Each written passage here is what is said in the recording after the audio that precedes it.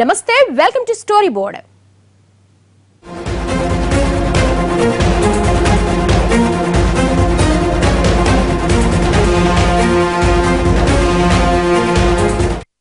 పది మందికి ఆదర్శంగా ఉండాల్సిన ప్రజాప్రతినిధుల తీరు ఇప్పుడు విమర్శలకు తావిస్తోంది.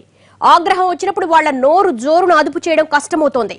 సభ్య సమాజం వినలేని పదాలతో నేతలు పఠిస్తున్న తిట్ల దండకం ప్రజాస్వామ్యంలో దిగజారుతున్న విలువలకు అద్దం పడుతోంది.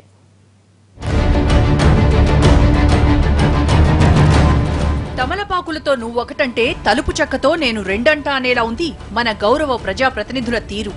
వాళ్ల నోరు జోరు 1-2 దగ్గర ఆగితే పర్వాలేదు, కానీ అవే మాటలు హద్దులు దాటితేనే ఇబ్బంది.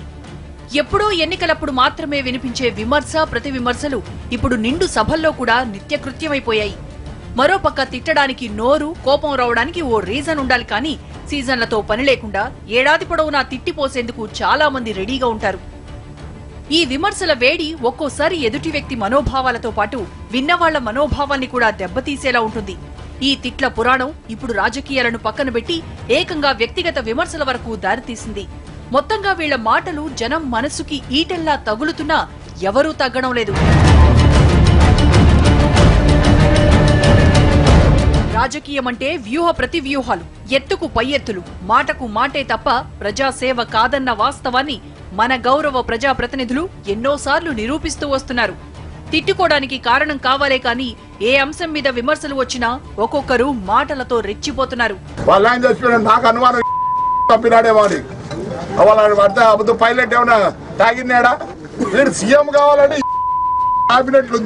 దివాకర్ ట్రావెల్స్ బస్సు ప్రమాదం తర్వాత ఆంధ్రప్రదేశ్ లో చోటు చేసుకున్న రాజకీయ పరిణామాలకు సాక్ష్యమిది.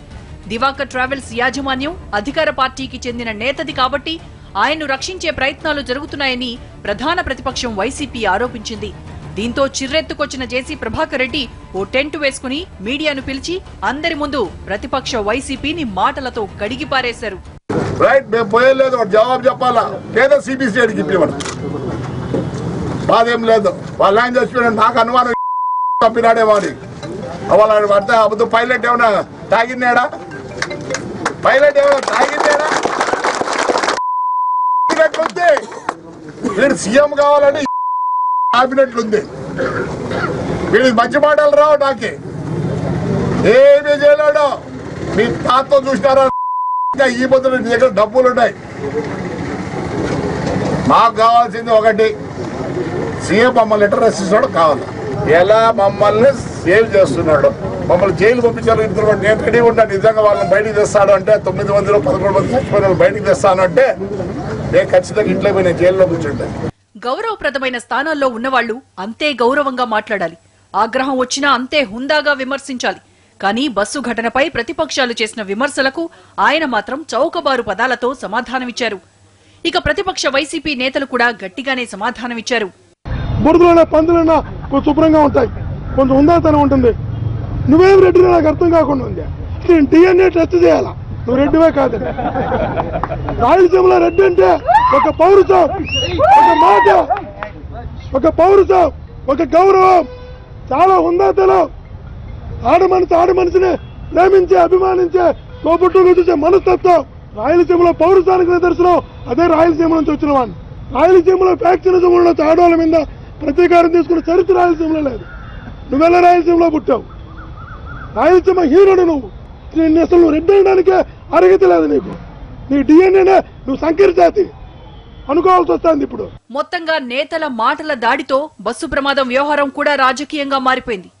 తమ రాజకీయ ఆధిపత్యాలు ప్రదర్శించడానికే ఇలాంటి చవకబారు మాటలతో విమర్శలు చేసుకుంటున్నారంటూ ప్రజలు విమర్శిస్తున్నారు.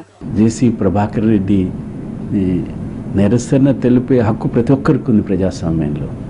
కానీ ఆయన నిరసన తీరు ఉన్నదే అది గౌరవం కాదు. ఆయనకు, ఆయన కుటుంబానికి కూడా గౌరవం కాదు. జేసీ కుటుంబానికి ఓపెన్గా మాట్లాడతారు అన్న ఒక ఇది ఉంది. దివాకర్ రెడ్డి కానీ ప్రభాకర్ రెడ్డి కానీ ఓపెన్గా మాట్లాడతారు. దానికి ఏమి నిర్మోహమాటం ఉండదు, దాచుకోవటం ఉండదు. మాట్లాడేది మాట ఏదో స్పష్టత, ఆవేశం అన్నీ ఉంటాయి. కానీ ఇంత దిగజారి మాటలు మాట్లాడకూడదు. బజారు కింద గ్రామ పంచాయతీ లెవెల్లో కూడా వ్యక్తిగత తగాదాలు పడితే ఎట్లాగా ఉంటుందో అట్లా కనిపించింది. పదజాలము, నిరసన తెలుపు, వ్యతిరేకత, విమర్శ ఖచ్చితంగా చేయవచ్చు. నాకు చీఫ్ మినిస్టర్ ఎట్లా సహాయం చేశాడో నాకు చెప్పండి, మీరు ఆరోపణలు చేస్తున్నారు అని నిలదీయవచ్చు. కానీ భాష మాత్రం ఏం గౌరవనీయం కాదు. ఇలా ఒకరినొకరు తిట్టుకోవడమే కాదు, అధికారం తమ చేతిలో ఉంది కదా అని సామాన్యుల మీద ఇలాగే దాడి చేస్తున్నారు. ఈటెల్ లాంటి మాటలతో వాళ్లను భయభ్రాంతులకు గురి చేస్తున్నారు. ఇటీవల పరిగి ఎమ్మెల్యే రామ్మోహన్ రెడ్డి బిల్లు అడగడానికి వచ్చిన లైన్మెన్ పై ఆగ్రహంతో చేసిన తిట్ల పురాణం విని ప్రజలంతా అవాక్కయ్యారు.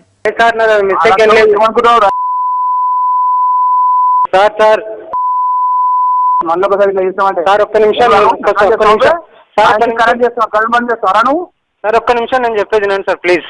నువ్వు రాలా మా ఇంటికి రారా, ఇప్పుడు మా ఇంటికి రా సార్. నేను కాదు ఇప్పుడు మా ఇంటికి రారా, మా ఇంటికి రా కాదు సార్. కూర్చున్నా ముంగల గురించి ఏడి పంపిందంట సార్. నేను ఒక్క నిమిషం సార్. నేను ఎవరో కాదు, కొండపల్లి అంతా కొడుకుని సార్. ఎవరైనా కాదు నా ఇంటికి కలంకర్ చేస్తావు. ఒక ప్రభుత్వ ఉద్యోగి తన విధి నిర్వహణలో భాగంగా విద్యుత్ బిల్లు అడగడానికి వెళ్తే అదేదో పెద్ద నేరం అన్నట్లు సదరు లైన్మెన్ మీద అంతెత్తున ఎగిరిన ఎమ్మెల్యే అసభ్యంగా అతన్ని తిట్టిపోశాడు. నువ్వు బయట కనబడ్డావు. అవును సార్. నేనేమన్నాను సార్? ఏమన్నాను సార్? సాయంత్రం కడతామని చెప్పి అన్నాడు కదా. అవును అంతే.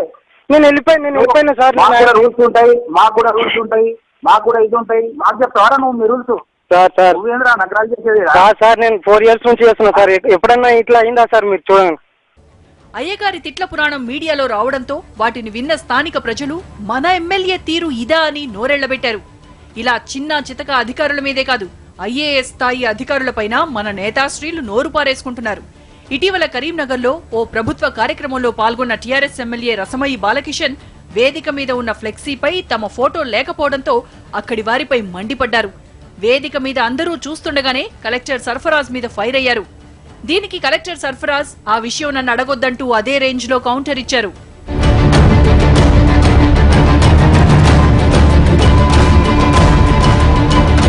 ఇది మన నేతల తీరు.